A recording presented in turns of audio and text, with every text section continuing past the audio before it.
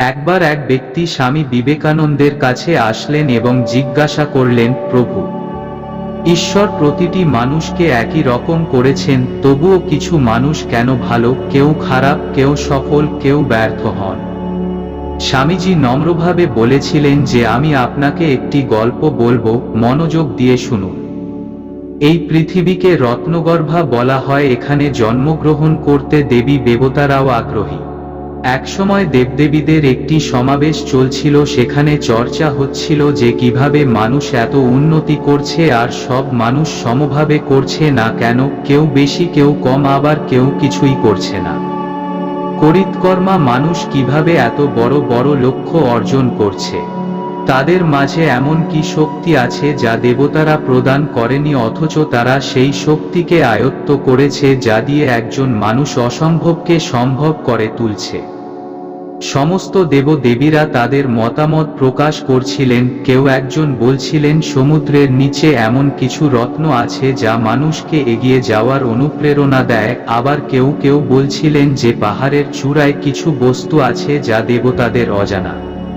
অবশেষে একজন জ্ঞানী ঋষি উত্তর দিলেন যে মানুষের মধ্যে মন বলে এমন একটি শতলব্ধ জ্ঞান বা অনুভূতি আছে যা তাকে প্রতিটি কাজ করার ক্ষমতা দেয়।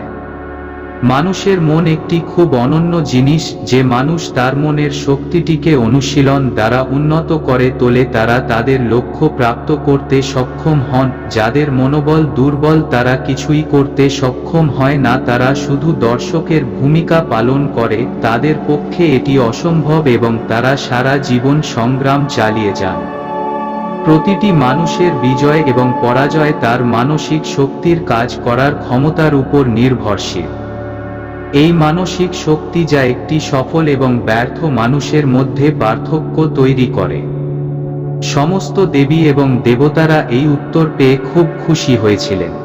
স্বামীজি আরও বলেছিলেন, আপনি যেভাবে ভাববেন সেভাবে আপনি বিকশিত হয়ে উঠবেন। নিজেকে দুর্বল মনে করলে আপনি দুর্বল হয়ে যাবেন, নিজেকে শক্তিশালী মনে করলে আপনি শক্তিধর হয়ে উঠবেন। এটি একটি সফল এবং ব্যর্থ ব্যক্তির মধ্যে পার্থক্য। মহান কর্মযোগী স্বামী বিবেকানন্দের জীবনে একটি বর্ণনা রয়েছে। স্বামী বিবেকানন্দের খ্যাতি বিশ্বব্যাপী ছড়িয়ে পড়েছিল এবং একজন মহিলা স্বামীজি অনুগামী হয়েছিলেন। তিনি একবার মুগ্ধ হয়ে তার সাথে দেখা করতে এসেছিলেন। এক বিদেশি মহিলা বলেন, স্বামীজির মুখ সূর্যের মতো উদ্দীপ্ত ছিল। বন্ধুরা, প্লিজ ইউটিউব চ্যানেলটিকে সাবস্ক্রাইব করুন। ধন্যবাদ।